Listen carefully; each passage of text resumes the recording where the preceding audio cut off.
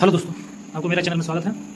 और एक national rural recreation mission society NRRMS से एक वैकेंसी खुलकर सामने आई है।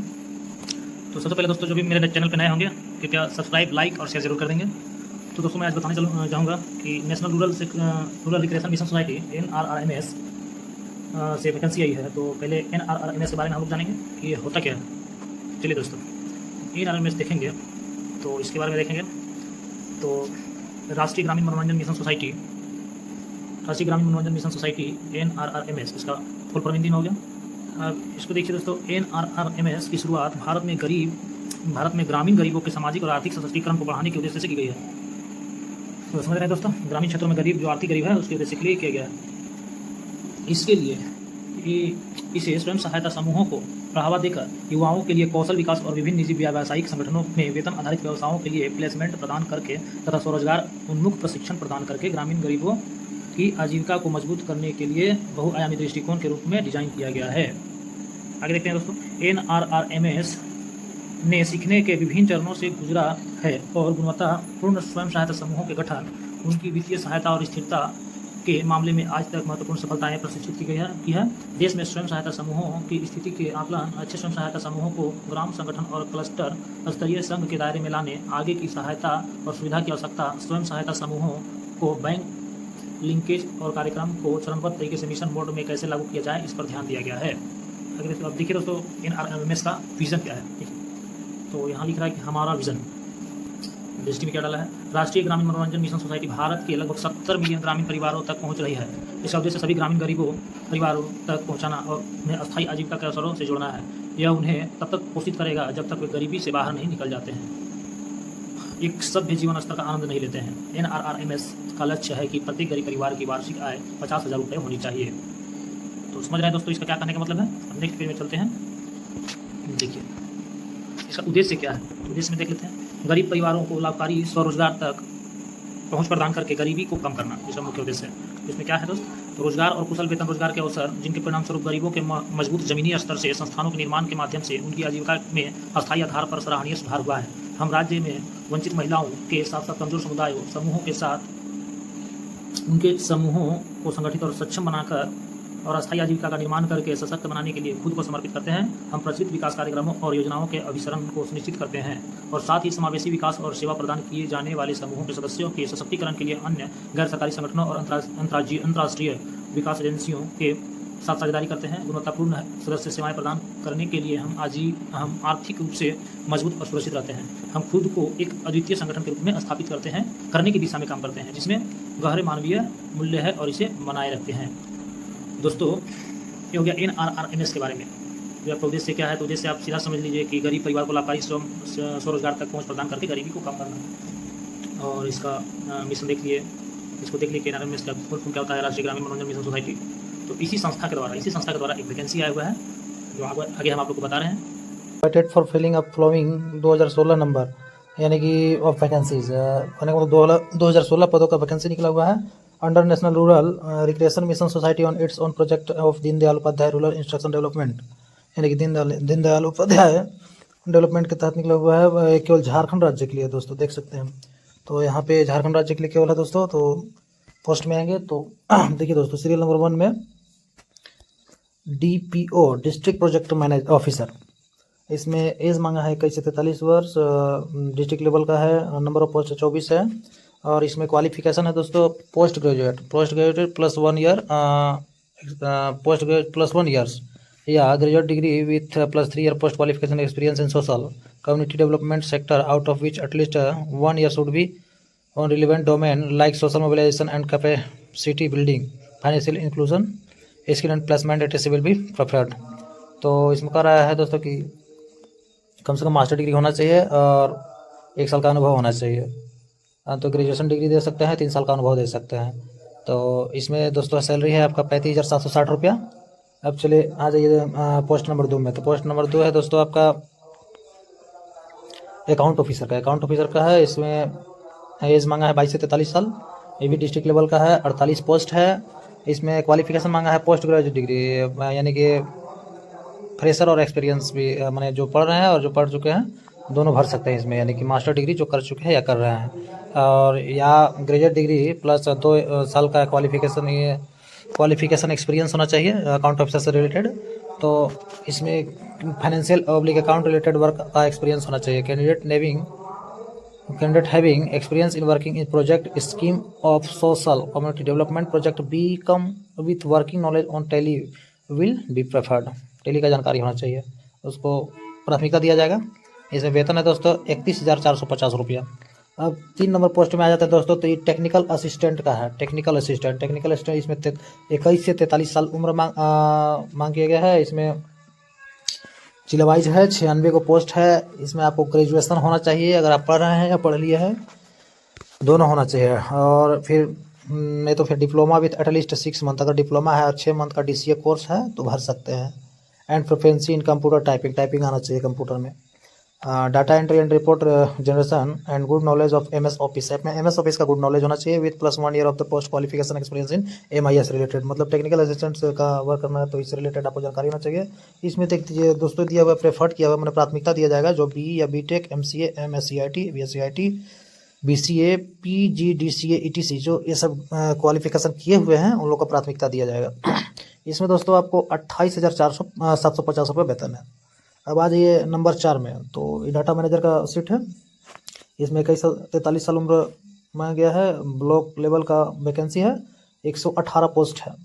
इसमें आपका क्वालिफिकेशन में है graduate degree with proficiency in computer typing. अगर आपका ग्रेजुएशन डिग्री है और आप कंप्यूटर टाइपिंग जान रहे हैं तो भर सकते हैं। और उसमें आपको आना चाहिए report generation, data entry and good knowledge of MS office का नॉलेज होना चाहिए अच्छा। एक साल का पोस्ट क्वालिफिकेशन एक्सपीरियंस इन MIS में होना चाहिए। और उन लोग को प्राथमिकता दिया जाएगा जो BE BTech MCA MSCIT BCIT BCA PG DCA किए हुए हैं। तो इसमें आपका दोस्तों है 26,350 रुपये वेतन। अब आ जाइए दोस्तों 5 नंबर पोस्ट में, तो 5 नंबर पोस्ट में कह रहा है MIS मैनेजर का है। इसमें 21 से 43 साल उम्र है।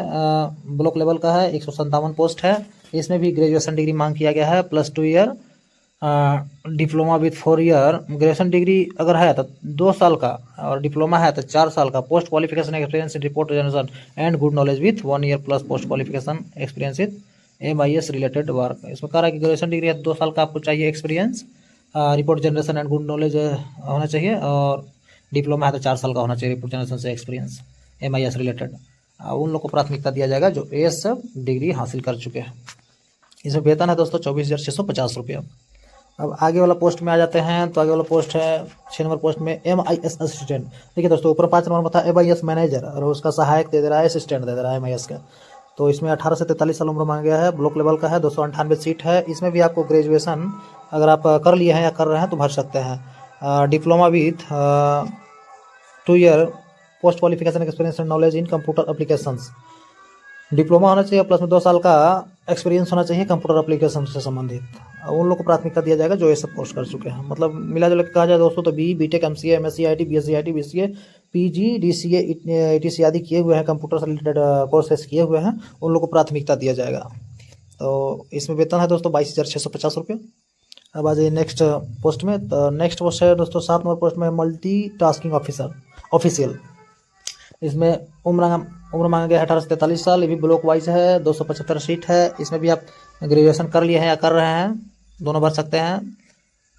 10+2 plus 2 year post qualification experience and knowledge in computer application. अगर 10 IE पास है, मैंने IE नहीं कर सकते हैं, 12 पास हैं और 2 साल का एक्सपीरियंस है कंप्यूटर एप्लीकेशन संबंधित तो भर सकते हैं। तो ग्रेजुएट कर रहे हैं तो भर सकते हैं या कर लिए हैं तो इसमें आपका 21,450 रुपये सैलरी है दोस्तों। अब आ जाइए 8 नंबर में, तो 8 नंबर में पोस्ट दिया हुआ है कंप्यूटर ऑपरेटर का। इसमें भी 18 से 43 साल के व्यक्ति भर सकते हैं। ये GP और VP विलेज लेवल और ग्राम पंचायत लेवल दोनों का है। और इसमें पोस्ट है 361 को। इसमें आप भर सकते हैं 12 पास हैं तो भर सकते हैं, नहीं तो high school with at least 6 month diploma in computer application. मतलब 10 पास है, 6 महीना का कंप्यूटर एप्लीकेशन से डिप्लोमा किए हैं, DCA का कोर्स है, तो आप इसको भर सकते हैं। नहीं तो 10+2 होना चाहिए। तो इसमें सैलरी है दोस्तों 21,250 रुपया। अब आ जाइए दोस्तों 9 नंबर में फील्ड कोऑर्डिनेटर। नॉर्मल जो है फील्ड कोऑर्डिनेटर का है, इसमें भी 18 से 43 साल का उम्र के भर सकते हैं। ये भी ग्राम पंचायत और विलेज लेवल का है, 321 पोस्ट है। इसमें भी आपका 12 पास या 12 पास भर सकते हैं और high school with knowledge in computer application, मैंने 8 नंबर पोस्ट और 9 नंबर पोस्ट का सेम क्वालिफिकेशन मांगा गया है। और इसका भी वेतन भी सेम है दोस्तों, 21,250 रुपया। अब 10 नंबर में यानी कि आखिरी पोस्ट क्या है तो फैसिलिटेटर का है। फैसिलिटेटर्स में भी उम्र मांग किया गया 18 से 43 साल, भी पंचायत लेवल और ग्रामीण विलेज लेवल का है। इसमें 318 पोस्ट है। इसमें भी आप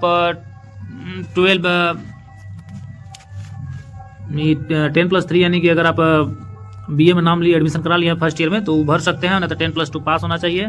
और 1 साल का post qualification experience in knowledge in computer application will be preferred. अगर जो 1 साल का नॉलेज कंप्यूटर एप्लीकेशन का एक्सपीरियंस कर लिए हैं, पढ़ाई कर लिए हैं, तो उनको प्राथमिकता दिया जाएगा। आने तो जो ग्रेजुएशन में पढ़ रहे हैं वो भर सकते हैं। और इसका आपका 19,750 रुपये वेतन है। आगे देखें दोस्तों तो क्या दिया हुआ है इसके बारे में डिटेल्स। तो एप्लीकेशन फी दिया हुआ है दोस्तों, तो 1 नंबर में दिया हुआ है for general and OBC MOBC। तो ओबीसी में दोनों आ गए, जनरल आ गए। कैंडिडेट कितना रुपया देंगे, 350 रुपया देंगे। एप्लीकेशन फॉर्म भरते समय 350 रुपये उनको फी लगेगा। और ST SC के लिए है दोस्तों 250 रुपया, 250 रुपये फी लगेगा ST SC को। और BPL परिवार वाले के लिए भी 250 रुपया। अगर आप कोई भी कास्ट से कोई भी कैटेगरी से आते हैं तो अगर BPL कैंडिडेट है तो आपको 250 रुपया लगेगा। तो इसमें लेकिन कुछ शर्तें लागू किया हुआ है। लिखा है कि candidates having valid BPL certificate as prescribed should upload their scan copy of BPL certificate as given option. लिखा है the amount will be refunded if the candidate appear for writing examination. Ration card will be not accepted as BPL proof. कह रहा है दोस्तों कि अगर आपके पास BPL certificate होना चाहिए, नहीं कि राशन कार्ड को स्कैन कर दिए वो आपका BPL सर्टिफिकेट हो गया। एक BPL सर्टिफिकेट बनवाना होगा अगर आप BPL से हैं तो। फिर आगे देखा जाए दोस्तों तो लिखा हुआ है all SC ST OBC MOBC applicant need to submit valid proof that is caste certificate scan copy mandatory. अगर आप कोई जाति का है तो कास्ट सर्टिफिकेट ऑनलाइन करते समय स्कैन करना होगा। Either candidate will be disqualify, अगर आप स्कैन करके उसको अपलोड नहीं करते हैं तो डिस्क्वालीफाइड कर दिए जाएंगे। फिर कह रहा दोस्तों application fee accepted only via online mode through digital और UPI मोड थ्रू भीम, PhonePe, Google Pay, all other banking apps. मतलब ये सब चलाता है अभी के टाइम में, तो दिक्कत नहीं होगा ये ऑनलाइन करते समय। अब दोस्तों कह रहा है कि before applying candidates are advise to ensure that they fulfill the stipulated eligibility criteria. They should not be note that the application fee once deposited will not be refunded or adjustment against any other project. Candidates are advised to fill in the particular of themselves correctly in the online application. कह रहा दोस्तों कि आप सुनिश्चित कर ले कि आपके द्वारा भरा गया सब सही होगा। एलिजिबिलिटी क्राइटेरिया आपका सही होना चाहिए। पढ़ लिख कर ही मैंने जो क्वालिफिकेशन मांग किया गया है उसको पढ़ के ही भरेंगे और सही से ही भरेंगे। themselves correctly in the online application form। यही कह रहा है दोस्तों। तो फिर आगे देख लेते हैं दोस्तों टर्म्स एंड कंडीशन। तो टर्म्स एंड कंडीशन दिया हुआ है दोस्तों, पढ़ सकते हैं आप। इसको भी बता देते हैं। तो ये देखिए दोस्तों टर्म्स एंड कंडीशन में दिया हुआ है रीड द इंस्ट्रक्शन केयरफुली। सावधानी से आप जितना इंस्ट्रक्शन दिया हुआ है पढ़ लीजिएगा। Keep the data is required to proceed to apply which is application will be accepted through online mode. अगर आप ऑफलाइन मोड में जमा कर रहे हैं, कहीं भेज रहे हैं तो आपका एक्सेप्ट एप्लीकेशन नहीं किया जाएगा, ऑनलाइन से ही आपको जमा करना है। No other mode of application will be considered. माने कोई भी मोड से अगर आप जमा कर रहे हैं तो उसको कंसिडर नहीं कर रहे हैं, मतलब वो आपको सलाह नहीं देगा उसे जमा करने का, आपका एक्सेप्ट भी नहीं होगा। फिर आगे नेक्स्ट पॉइंट में candidate are advise to carefully fill and verify the details filled the online application form. सावधानी से फॉर्म को भरना है दोस्तों। फिर लिख रहा है कि scan copy passport size photo with below 150 KB in size देख सकते हैं दोस्तों। कह रहा है कि scan copy of passport size photo होना चाहिए जो 150 KB का होना चाहिए। फिर कह रहा है दोस्तों कि जो सिग्नेचर अपलोड करिएगा वो 50 KB का होना चाहिए। 50 KB से नीचे चलेगा लेकिन 50 KB से ऊपर नहीं होना चाहिए। फिर कह रहा है दोस्तों मार्कशीट अगर आप अपलोड करिएगा विच लास्ट अपीयर्ड, मैंने लास्ट बार का जो अंतिम जो एग्ज़ाम पास किया उसका मार्कशीट जो अपलोड कीजिएगा वो 150 KB का वो भी होना चाहिए, उससे ज़्यादा का नहीं होना चाहिए, कम का चलेगा। फिर कह रहा है स्कैन कॉपी एक्सपीरियंस सर्टिफिकेट, अगर कोई अनुभव सर्टिफिकेट आपके पास है तो वो भी अपलोड करिएगा और आपका वो भी 150 KB तक ही होना चाहिए। फिर कह रहा है caste certificate, BPL certificate, ration card, specially family identity card will not accepted ration card और family identity card BPL certificate में नहीं लगाना है, तो पहले भी कह चुका है। ये भी आपका 150 KB तक ही साइज़ का मांग कर रहा है, उससे ज़्यादा का अपलोड ही नहीं होगा। फिर करा दोस्तों, mandatory for all BPL application any category to upload the scan copy of valid BPL proof, that is BPL certificate issued by DC, DM, ADC, SDO, CO, BDO only। देख रहे हैं दोस्तों, तो वीडियो से भी आपका बीपीएल सर्टिफिकेट बनवा सकते हैं, सीओ से बनवा सकते हैं, इतना ही में काम चल जाएगा। डीसी के पास तो मान लीजिए कि जो बना हुआ है वो तो वेरीफाइड है, ये है, एप्लीकेबल है। फिर कह रहा दोस्तों कि all reserve ST, SC, OBC, MOBC applicable need to submit valid proof, that is caste certificate scan copy mandatory. इससे रिलेटेड आपको कास्ट सर्टिफिकेट स्कैन करके देना होगा, अपलोड करना होगा, वो भी 150 KB का ही होना चाहिए। फिर लिख रहा है दोस्तों, application exam fee payment will be accepted through online UPI mode only, तो पहले ही बता चुके हैं। The list of payment option available are online payment using debit card, credit card, internet banking of mobile banking और mobile banking, that is भीम, ये भी पहले ही बता चुके हैं। भीम से, फ़ोन पे से, गूगल पे से कर सकते हैं आप। अब दोस्तों है कि हाउ टू अप्लाई, तो हाउ टू अप्लाई मैंने कैसे आप अप्लाई कर सकते हैं। तो सीधा सीधी देखा जाए दोस्तों, ये जो आपका वेबसाइट दिया हुआ है www.nrrmsvacancy.in पर जाइए। इस वेबसाइट पर जाना है, 7 तारीख से स्टार्ट है, अभी भराना आपका चालू है। फिर कह रहा है कि candidate are advise to visit, इस वेबसाइट पर विजिट करना है and select Jharkhand from drop down. Jharkhand option में जाना है।